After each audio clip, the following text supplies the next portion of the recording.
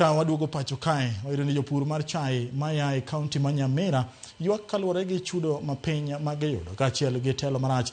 Wach magiwacho ni osebedo ka kelo ng'ikruok dongruok margi kendo kelo negi midhiero kata obedo ni giketo sinani e pur. Ne giwuoyo e kar pimo chai ma Rio Kemwa mantiere Kibirigo kama giywake ni jatend piny William Ruto kod jotelo mamoko mondo mi odonjre e wachno mar neno ni ngima mar jopur obedo makare kendo giyudo ratiro margi. Giywago chala marach mar kuonde pimo chai manie kaunti ma Nyamora, gino magiwacho ni osekelo midhiero mar kuo mar chai go e kinde magitero mondo pimgi.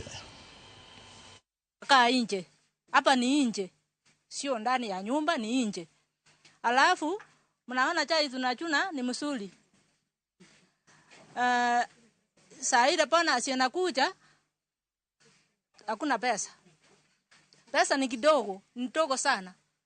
Hakuna pesa, tuko na njaa, watoto shuleni, hakuna pesa. Tunakuwa na wasiwasi wa kuacha mali yetu iweze kulala hapa.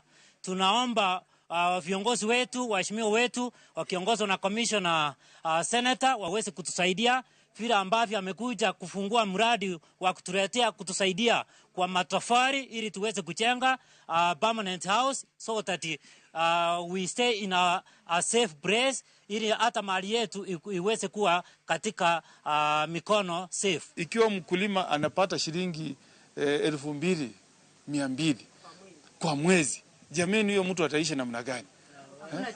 Hakuna chakula, ajalipa yule mtu ambaye amechunia yeye chai, huku unamwambia alipe pesa ya shift. Si mnaambia mlipe pesa ya shift? Sisi tunaomba serikali ujue watu wa Nyamora tunaishi katika maisha ngumu.